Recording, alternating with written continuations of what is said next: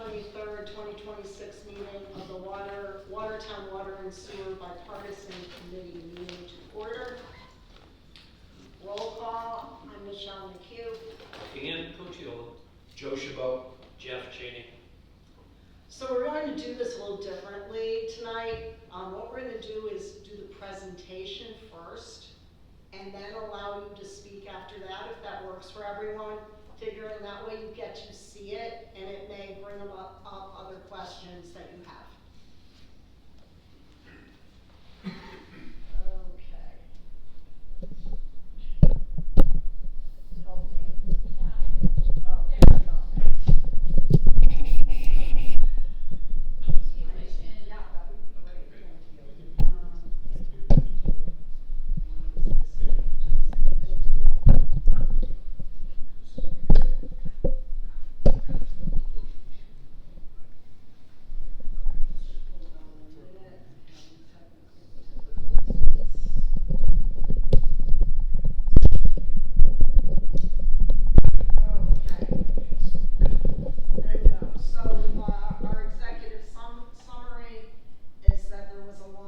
Running dispute between the town of Watertown and city of Waterbury over water and sewer rates, and it escalated into a multi-year legal battle, ultimately costing Watertown approximately $36.4 million.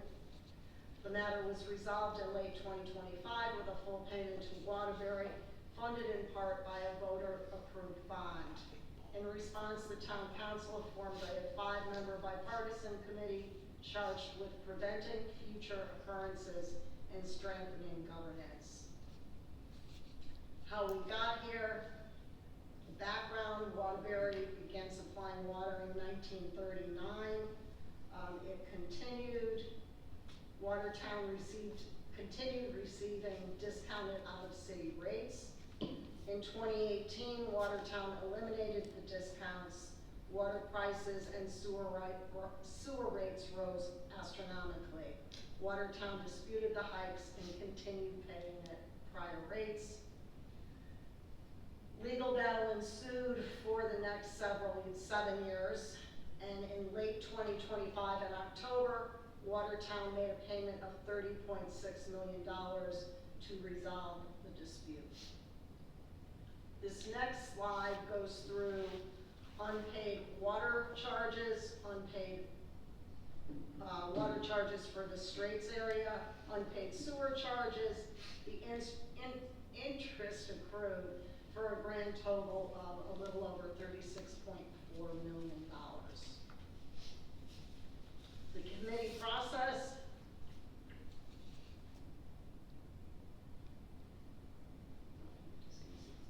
Hold on, I'll try. Okay. There we go. Hold on, sorry. Well, that's big. We started weekly meetings November 24th, 2025. They are continuing through today.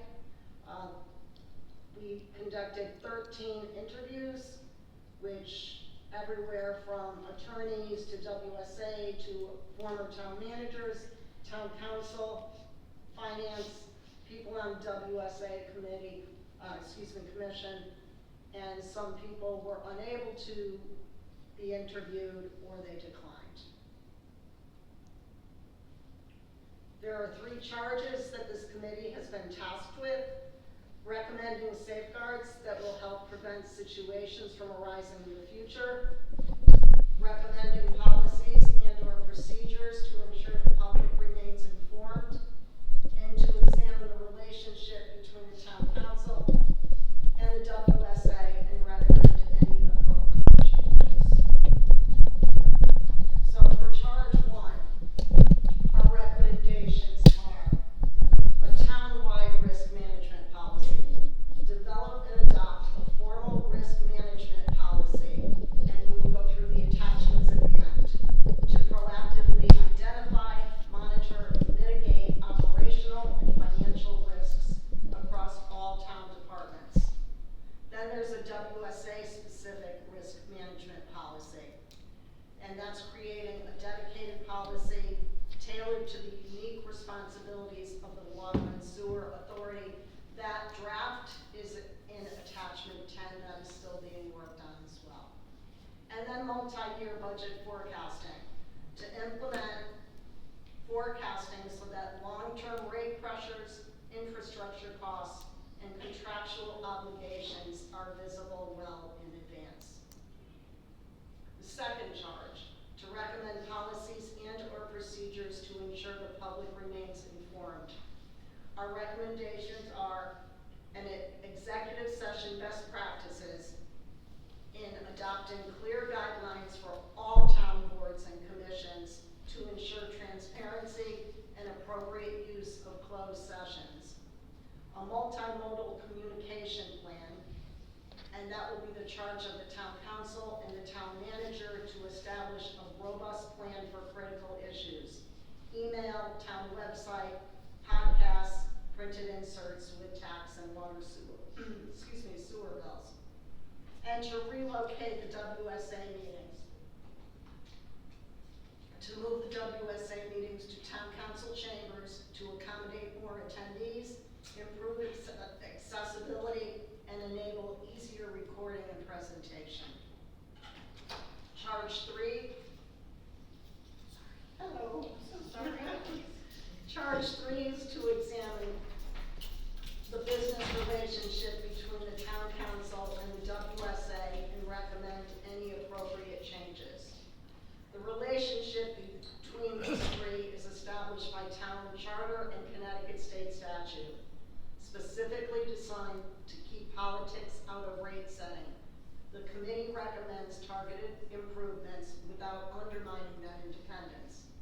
The recommendations are to add an ex officio town council member to the WSA board to improve coordination and information flow between the two bodies.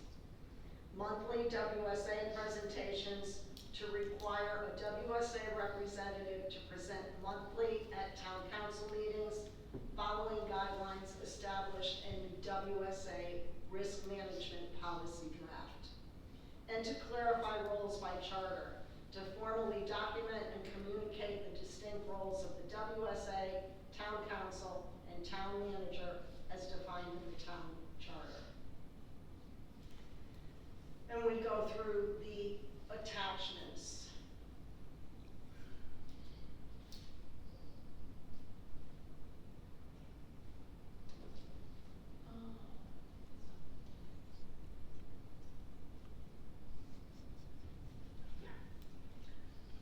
The risk management policy. The problem is that municipal litigation can create large and unpredictable financial liabilities through judgments, settlements, legal fees, statutory interest, and borrowing costs. Recent litigation has demonstrated that without structured oversight, legal disputes can escalate into significant taxpayer obligations before the town council has full visibility of financial exposure. The goal is to ensure that major legal decisions are made with clear financial analysis, independent legal evaluation, and appropriate governance oversight. Key safeguards, exposure forecasting. Every major case includes a full financial risk assessment. Independent legal review. Outside counsel review begins at defined cost thresholds. Supermajority oversight. Major litigation decisions require broad council approval. Reserve planning. Litigation liabilities are treated like financial obligations and planned for in advance. Settlement review. High-risk cases must evaluate settlement options before continuing litigation. Appeal safeguards. Appeals require independent review of the probability of success. A litigation dashboard. Quarterly reporting keeps the council informed of all active cases. And an early warning system. Potential claims are reported before they escalate into costly lawsuits. The bottom line is that this policy does not restrict the town's ability to defend itself in court. Instead, it ensures that litigation decisions are made with full understanding of the financial risks and with appropriate oversight oversight by elected officials responsible for protecting taxpayer resources. Then it further breaks down the policy into tiers. Tier 1, $25,000. Initial case assessment, summary of legal merits, and initial exposure forecast. Tier 2 kicks in at $75,000. It's a milestone review. Updated exposure forecast and settlement versus trial evaluation, plus independent legal review. Tier 3 is at $150,000. Formal council briefing and executive session and updated fiscal impact analysis. Any action advancing litigation beyond Tier 3 thresholds requires approval by a 2/3 supermajority vote of the town council. This includes authorization to proceed to trial, authorization to file or continue an appeal, authorization of litigation spending beyond Tier 3 thresholds. A mandatory settlement review shall occur when total projected exposure exceeds $250,000, probability of adverse outcome exceeds 40%. Independent legal review recommends settlement consideration or estimated litigation costs exceed 50% of expected settlement value.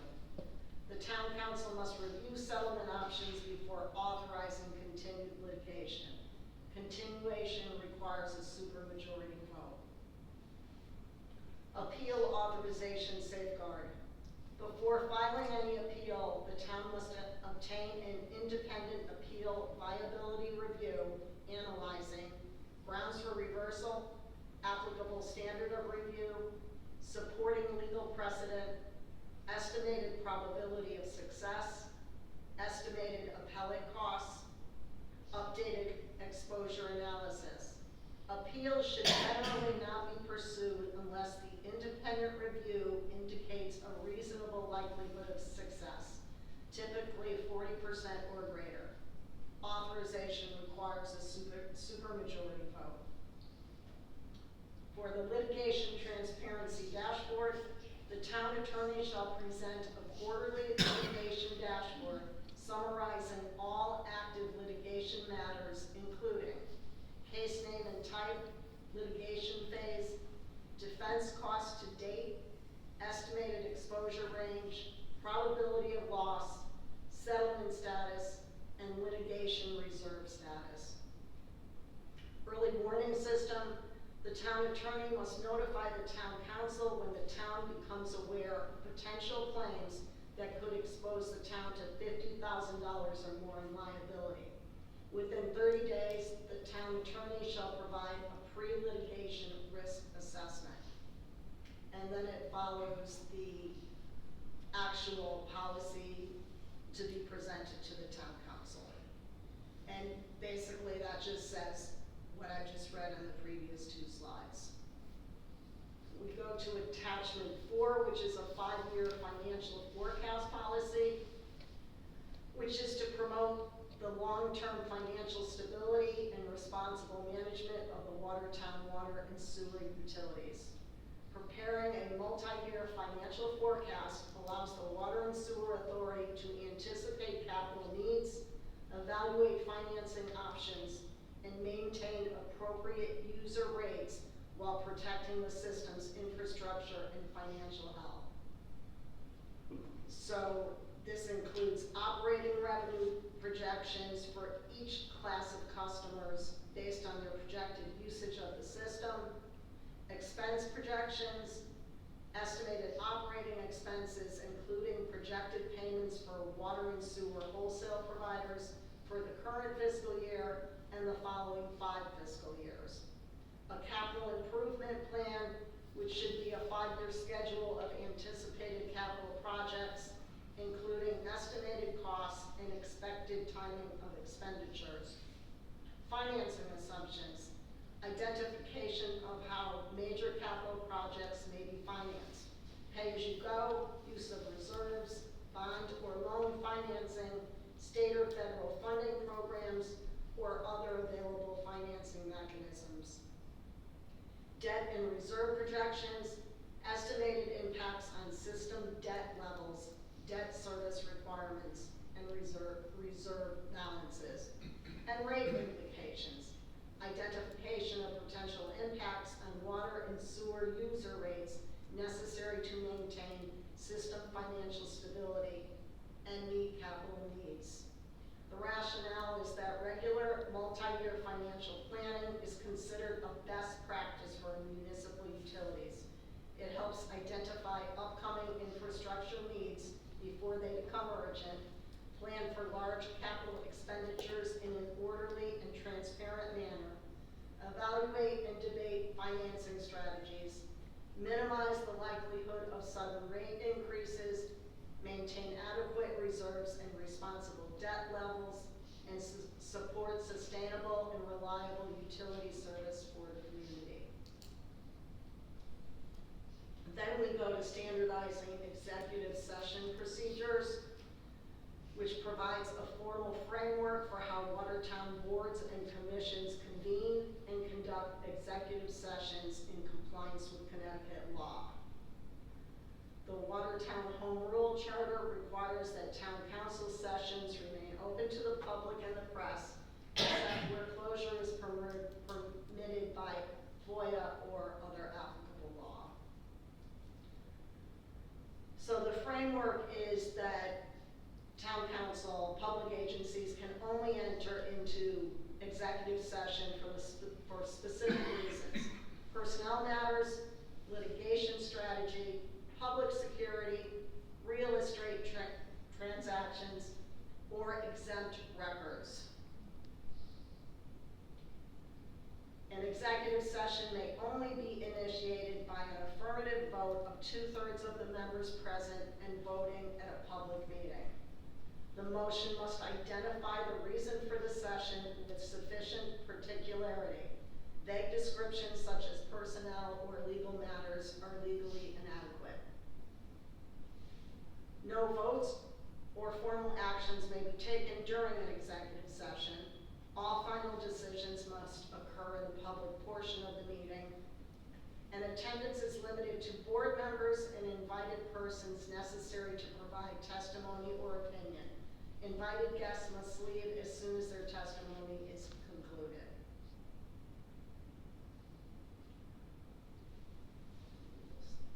Adopting these recommendations will provide the town of Watertown with a robust defense against Freedom of Information Commission complaints, which can result in civil fines or the voiding of town contracts. And then we get into the Franklin Pilacy report. I will go through the key facts, but I'm not going to read his entire report. It is in the documents that are on the town website. Key facts were that Watertown had approximately 5,000 municipal water customers and its own water distribution system. Watertown operates, maintains, and repairs its own distribution system and bills its water users directly. Waterbury is the sole source of water for Watertown.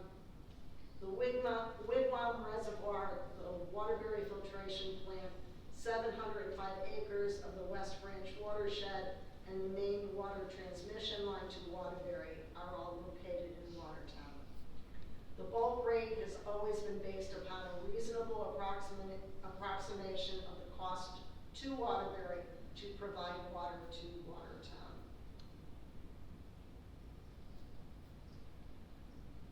The position of Waterbury, Waterbury, for the first time in 70 years, considered Watertown the same as a regular retail sewer customer and ratepayer. Watertown's position was that it is not, and it has never been, a retail sanitary sewer use customer. Watertown for 70 years has been a wholesale or bulk customer with respect to sanitary sewer transport and treatment. Watertown transmitted sanitary sewage to Waterbury for treatment since at least 1951. Watertown has approximately 4,150 municipal sanitary sewer customers and its own collection system. Waterbury is the sole source of treatment for Watertown sewer. Watertown paid its full proportionate share of the sewer treatment plant capital costs that would have been in Waterbury. Watertown sewage does not touch any portion of the Waterbury sewer collection system. And at the end of the 2013 agreement, Waterbury requested an outrageous increase of more than 300% above the sewer rate. The conclusion of the Pilsey report with the most significant fact beyond dispute: it does not cost Waterbury $1 more to provide water to Watertown and treat sewage from Watertown than it did based on the 2013 contracts. Waterbury also financially benefited from Watertown's water purchase and sewer treatments without any increase after 2013. The decision to contest the increases in water and sewer rates was a prudent and reasonable decision based upon all of the background information available at the time when Waterbury increased the rates. Again, that was from the Pilsey report. When we go into Bill Hedberg's email responses and the water manual that he asked to have included.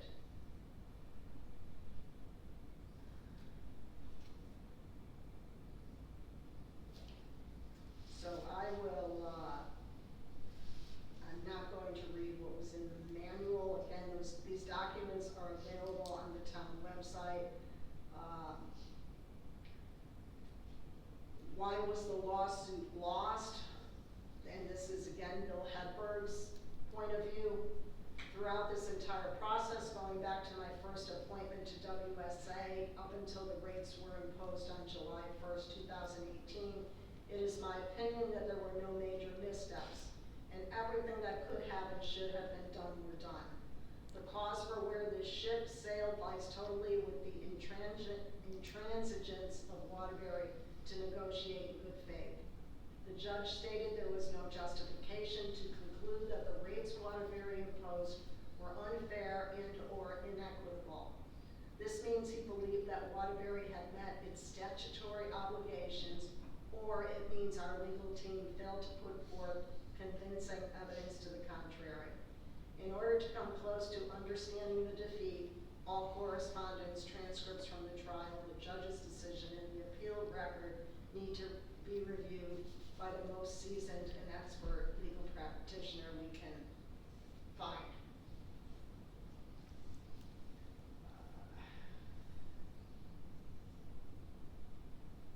We asked about the $18 to $34 million shift. He said, I am unaware of these details. I do know that the so-called accrued interest at 18% on perceived debts of losers in civil cases, particularly for large amounts owed that take a long time to judgment, quickly adds up.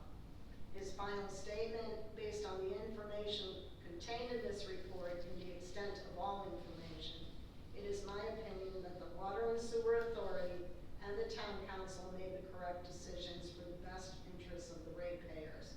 It is more than unfortunate that the courts have not appreciated or credited Watertown's position. The fact is not in any way the fault of the Town Council. And we go to attachment 10, which is the draft for the risk analysis and financial sustainability policy from the Water and Sewer Authority. So the purpose of the policy is to establish a structured framework for identifying, evaluating, monitoring, and mitigating risks affecting the Watertown Water and Sewer Authority. As an enterprise fund utility, the WSA must operate in a financially sustainable, legally compliant, and operationally resilient manner. This policy promotes financial stability, rate predictability, infrastructure reliability, regulatory compliance, and transparent governance. This policy reflects recognized municipal best practices principles endorsed by the Government Finance Officers Association and Connecticut Municipal Utility Standards. The policy applies to water and sewer operations, capital planning, debt issuance and financing, rate setting, enterprise fund reserves, and contractual obligations. So there are three primary risk categories. Financial risk, which includes revenue volatility due to usage fluctuations, debt service obligations, bond anticipation note, inadequate reserves, and rate instability. Operational risk, which is infrastructure failure, equipment obsolescence, deferred maintenance, staffing capacity constraints, and emergency response readiness. Unregulatory and legal risk. Environmental compliance requirements, consent orders or enforcement actions, intermunicipal contractual obligations, and changes in state or federal law. And there are two others. Capital and infrastructure risk, which has to do with aging system components, I&I, unfunded capital replacement needs, and grant dependency or reimbursement delays.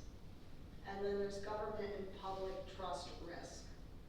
Insufficient transparency, inconsistent communication, unclear policy direction, and rate shock due to delayed planning. So there will be a risk assessment framework that will be evaluated and posted, and it will identify each risk from impact 1, which would be low, to 5, which would be an impact on the rates itself.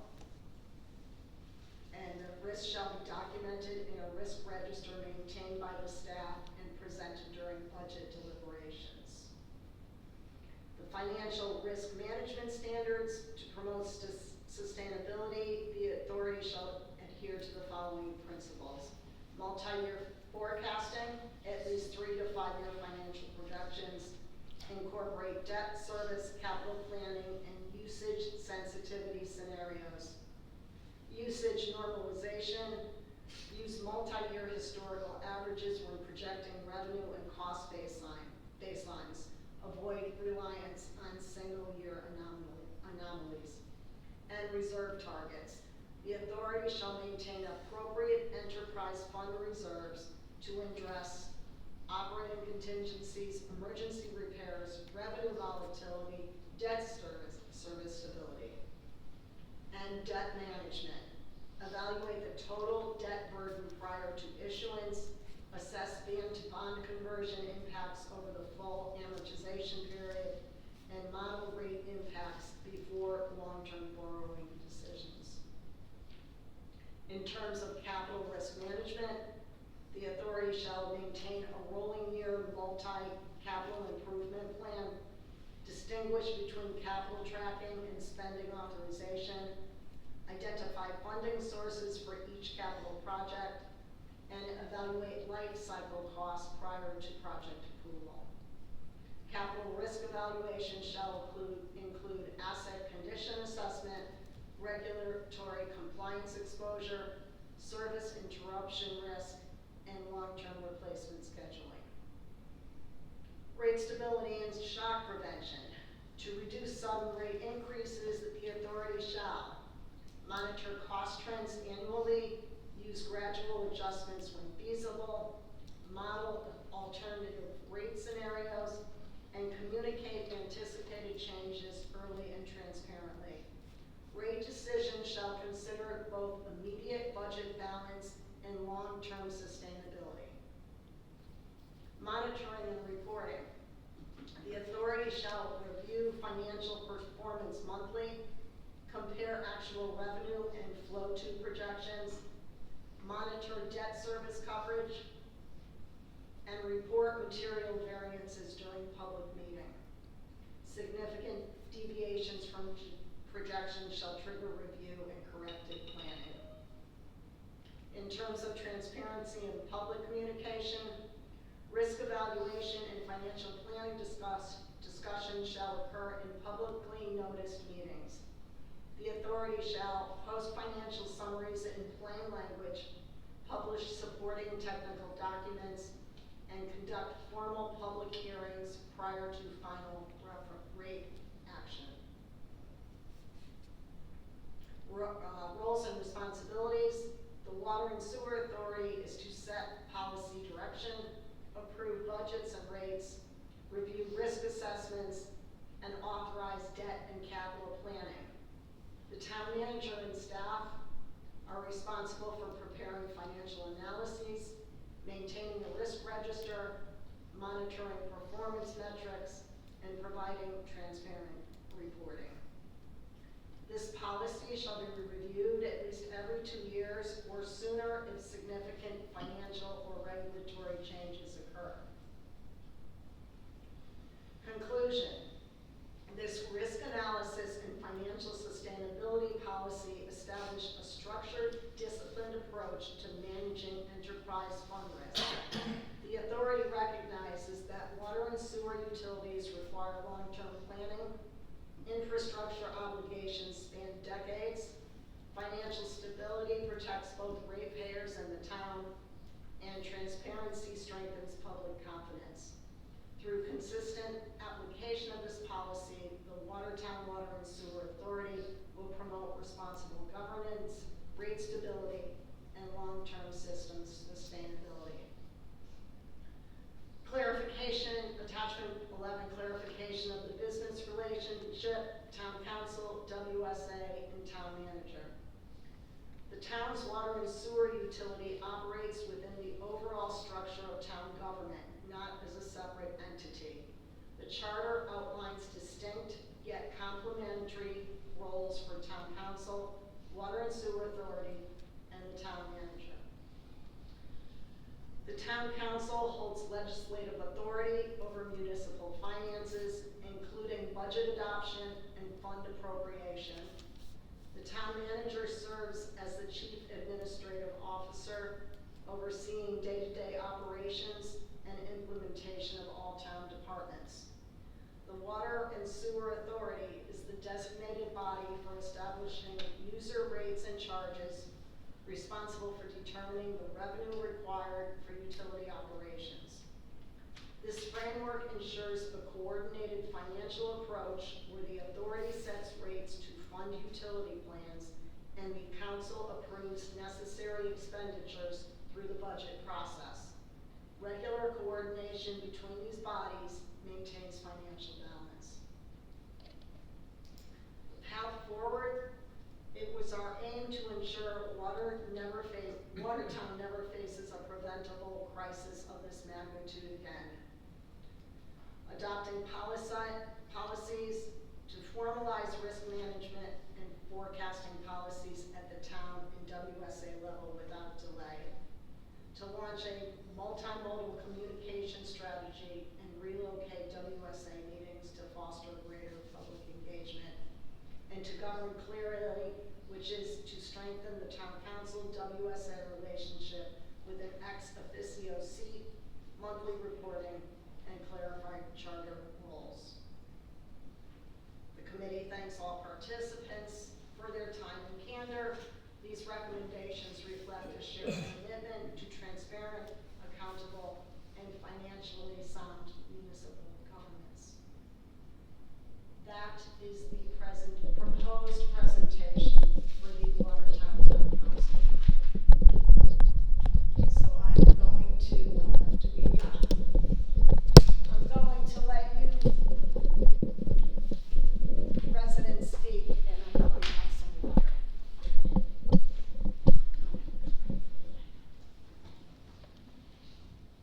And we'll start with Barbara Z.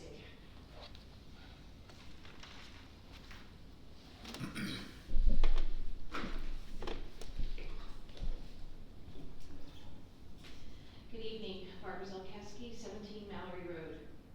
Before I begin, I want to express my sincere appreciation to the civilian volunteers who dedicated their time, energy, and expertise to this process. These residents stepped forward not because they had to, but because they care deeply about Watertown's future. Their commitment, their willingness to sift through complex information, and their desire to help the town learn from a difficult chapter deserve genuine recognition. Whatever our disagreements about the final product, their service reflects the very best of civic engagement, and I want to thank them publicly. With that said, I must oppose this draft as written. We all want to prevent another situation like the Waterbury litigation. We want transparency, accountability, and responsible financial management. But this proposal goes far beyond those goals. It creates a system that is overly rigid, overly bureaucratic, and ultimately counterproductive for both the council and the residents you serve. To the town council, this draft places you at the center of nearly every stage of litigation, even routine matters. Under the proposed thresholds, cases would be escalated to you at $25,000, again at $75,000, and again at $150,000. That may sound prudent, but in practice it means constant interruptions, repeated executive sessions, and a level of micromanagement that our charter was designed to avoid.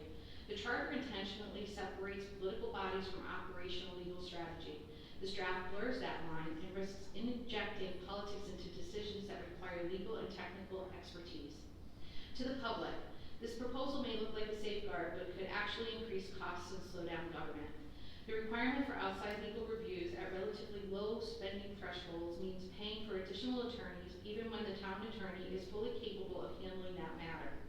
More reviews, more delays, and more layers of approval, all of that translates into higher costs and ultimately falls on taxpayers. But we also need to be honest about why we are here. The Waterbury case did not become a $36 million crisis because the town lacked dashboards or tiered reporting. It became a crisis because the town's legal strategy failed, repeatedly over multiple years. The draft tries to fix that by adding layers of process, but process is not a substitute for sound legal judgment. The public deserves confidence that the town attorney can evaluate risk, provide clear guidance, and make decisions that protect taxpayers. After the outcome of the Waterbury litigation, many residents, myself included, no longer have that confidence. If the town is serious about preventing another financial disaster, then the most direct and effective safeguard is not a 20-page policy. It is new legal leadership with the experience and judgment to manage cases of this magnitude. Finally, this draft treats every future dispute as if it will become another multi-million-dollar catastrophe. But the Waterbury case was an extraordinary situation, not the norm. We should learn from it, absolutely, but we should not overcorrect by building a system that assumes every disagreement is a crisis in the making. What we need is a balanced approach, one that strengthens communication without slowing down operations, one that improves oversight without undermining professional judgment, one that protects taxpayers without creating new costs and delays, and yes, one that includes a serious evaluation of whether the town attorney's office is providing the level of expertise this community deserves. This draft does not strike that balance. I urge the council to reject it as written and to address the real issue directly, the need for stronger, more reliable legal leadership. Thank you. Thank you. Thank you for that. It's okay. Richard Brzezinski.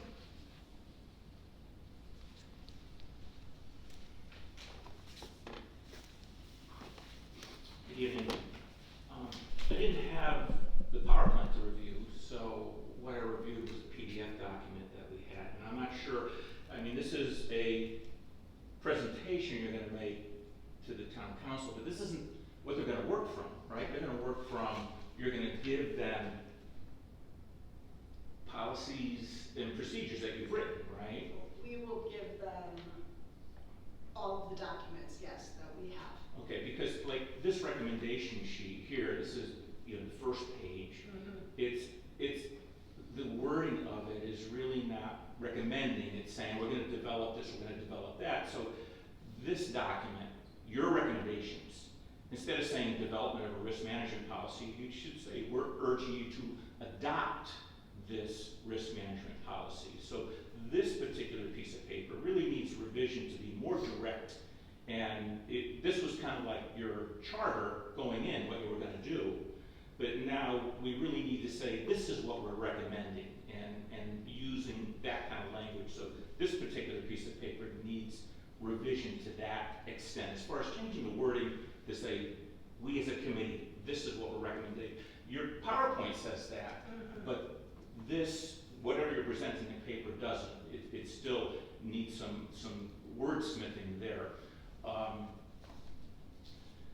We found out at Wednesday's WSA meeting that there is a WSA policy and procedures manual. I was not aware of it. The town manager mentioned it last Wednesday. Said it's quite thick. It is paper only. It's never been digitized and it hasn't been revised in years. And the new superintendent, that would be one of his first passes in doing that. So I would recommend that some of these policies that affect the WSA may want to reside in that WSA manual. Part of the issues I see with the town, I've never worked with the town. I know a lot of people that do and have. We're not really big on policies and procedures in town government here. We do a lot, we run the town a lot by tradition and tribal knowledge rather than policies and procedures. And so I would hope that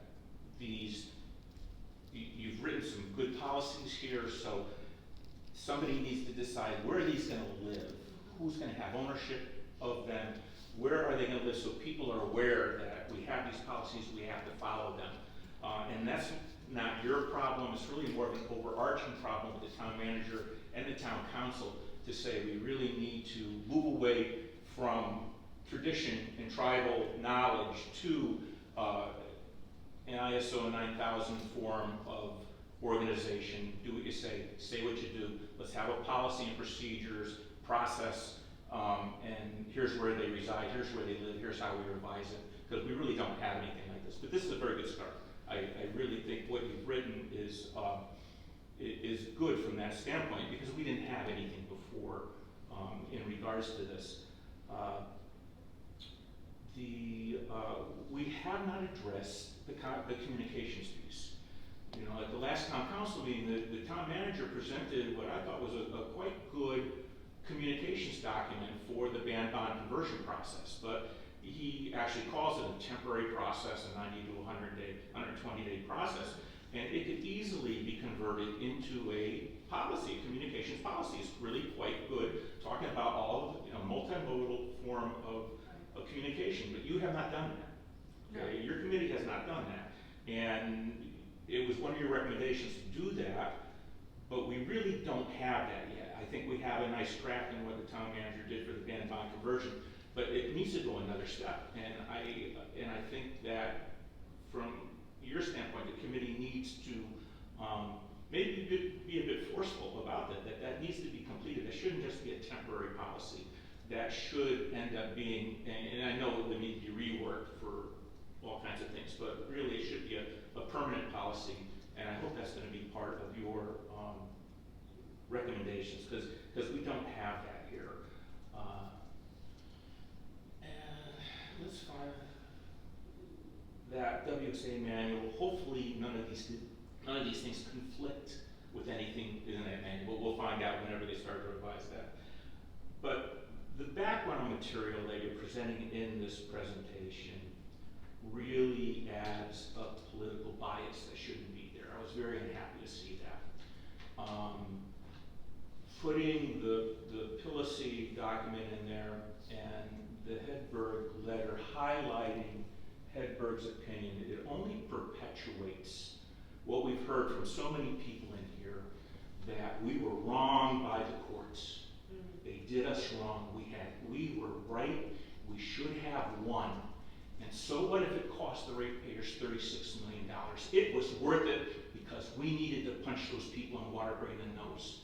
And when you put that in that presentation, you're perpetuating that thought that 3 courts have said, no, what Waterbury did was legal. You may not like it, but it was fair and equitable. By 3 different courts made that finding. So all you're doing by putting in the Pilacy and the Hedberg material in there is politicizing your committee. You really have. As far as I'm concerned, it should come out of that presentation. Okay. Thank you. Thank you. You're taking notes.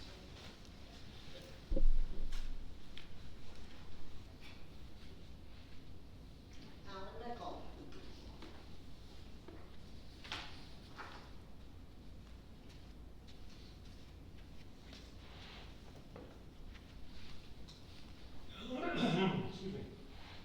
Memo 95 Woodbine Avenue. First of all, thank you guys for doing this effort. It was a substantial effort. And mostly my concern is, I think some of what the people before me said, is seeing that it's followed through on. Several years ago, we had a CLA come in and talk about all the things that the financial system could do better, and there was listed policy after policy after policy, and 2 years later, we haven't seen one of those policies. So I would suggest that you reform yourself in a year's time and see how well you're doing. Thank you. Oh, I think Joe Massey's name was left out of there. Was it? I don't know, but take a peek. I'll take a peek, thank you. Okay, so, let's start with talking about the documents. So it was our intention to include all of the documents, and my thought was all of the interview questions, et cetera, should be somewhere, but maybe they don't belong in this presentation. So, would we want to take out Franklin, Hillis's, and Bill Hepburn's? We certainly can. Is that a good point? Rich's point's a very fair point. Mm-hmm.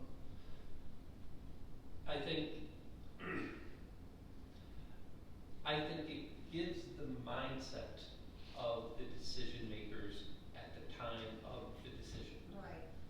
which is meaningful to help us understand why those decisions were made. But I think it lacks context when it doesn't clearly articulate what I heard Rich say really clearly, which is 3 different levels of state court found that perspective to be erroneous. We don't say that in the report. So if we're going to include that, we need to counter it, or we don't include it. But I think it has to be one or the other. Okay. So that would mean including the All of the legal documents, as well, right? which will make this presentation 800 pages long. But you can do a summary. Yes, you could do a summary. I mean, I know that the ultimate goal is to put all of this information probably under somewhere, I'm not actually sure where, but put it somewhere on the town website so it is available for people to look at. So perhaps that is a good home for Bill Hepburn's email, the water manual, and Franklin's report. Yeah. What do you think? Yeah, I mean, I think, I didn't even think about those documents as being conceived or by anybody in the town as being political, but if that is a potential conception, then I think Right. it makes it wise for us to park it somewhere that's available, but to leave it Right. out. Leave it Just out so we in the don't perpetuate presentation. any more animosity in the town. Right. So exactly. have it available that they can research if they want to, but don't include it to keep it going. Right, So, you think? I completely agree. Okay. Thank you for that, Richard. Yeah, good suggestion. I mean, the thought of this presentation to the town council is that it will be interactive, unlike, I read to you, right? So it would be interactive, so my thought would be after each slide, there are discussions, which I think will address some of the, we're not really coming out and saying, this is the recommendation. I mean, we say it's the recommendation, but to go into details, I think that will be our charge when it's presented to the town council. We may want to take the document and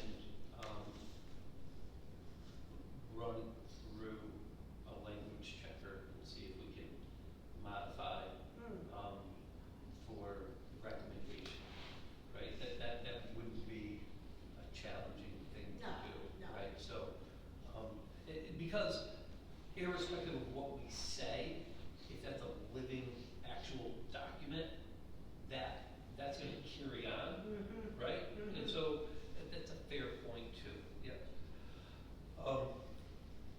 Yeah, I don't know that there's any mechanism that we have to ensure that the recommendations, all this time we spent on preparedness, Right. other than I believe that there's a heartfelt desire by the town committee, or town council members to have, otherwise they would have called for this to be, but there's no real mechanism that we can ensure that they, put these recommendations into practice.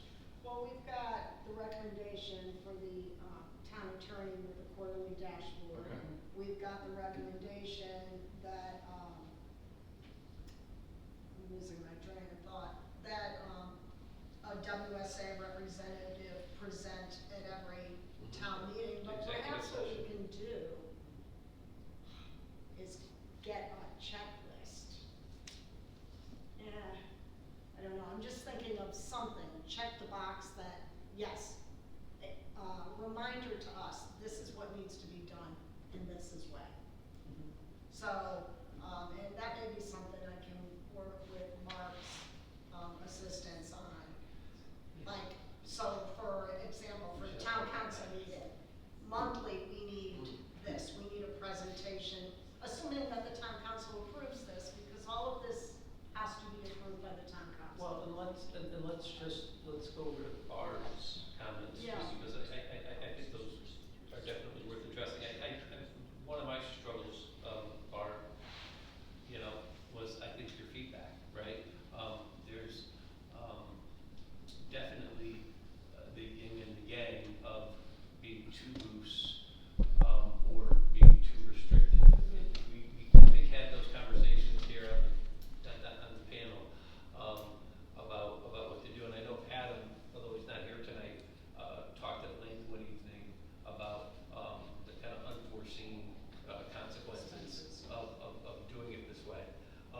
And so those dollar thresholds that we're recommending to the council, one of my thoughts in that discussion next week is we're gonna wanna vet those more slowly than the executive session recommendation. That's a pretty easy one. That's easy. That's a slam dunk. But is 25,000 an appropriate threshold? Is it 40,000? Is it 50,000? Is it 75? And that's a question I want to recommend the lowest possible so that we don't miss anything, and then begin that discussion with our colleagues on the council. But what I don't want to do is set it at 250 and then miss everything that happens below. No, I agree with that. That 250 is not a low, like, Right. I'm looking at it, and I don't mean to interrupt or interject No, here, please. and I apologize. I just think that you're gonna overburden the rest of the members of the town council. And I was pretty clear in my statement, and you have it in front of you. And that could very well be, I mean, we are the two newest members of the town council, so that's why, Well- you know, we wanna have the discussion. And I think with the threshold starting at 25,000, that's really just taking an extra look at it, right? So really, when you're getting into it, it's at $75,000 of legal costs. That's not a small legal issue. So No. I don't think you're burdening at that point. And as far as, and Adam brought this up, you know, we wanna make sure not every single frivolous lawsuit gets, well, that's not gonna happen with these thresholds. So I think the thresholds are okay. I think in time, if we find maybe it's becoming too cumbersome, then maybe these could be raised a little bit. But I think as a starting point,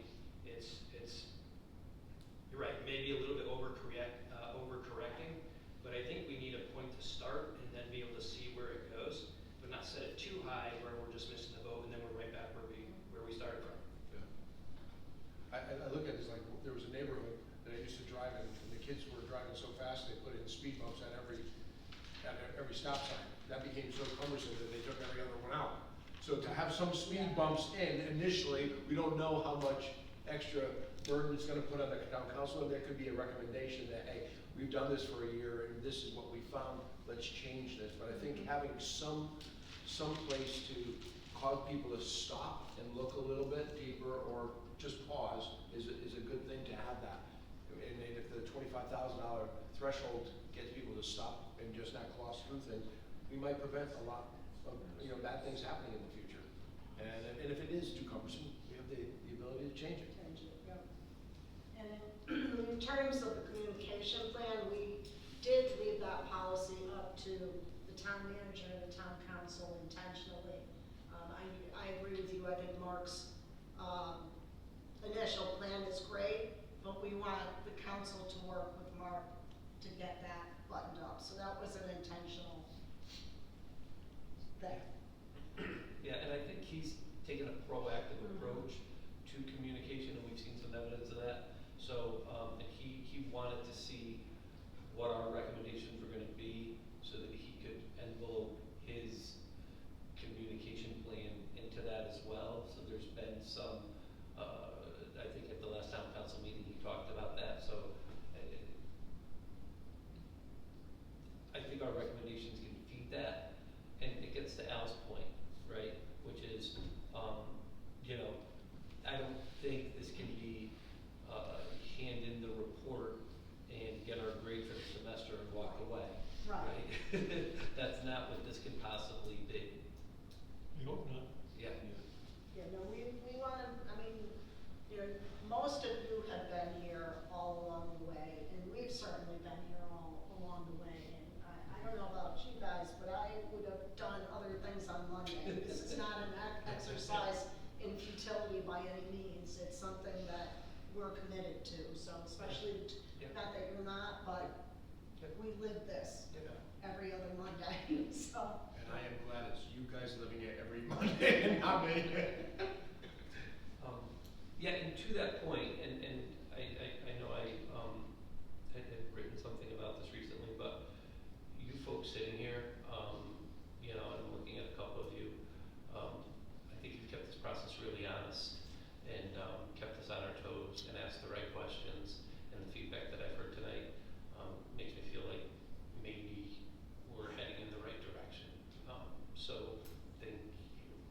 Yeah, it's all been constructive, which is great. It's helpful to us. Yeah.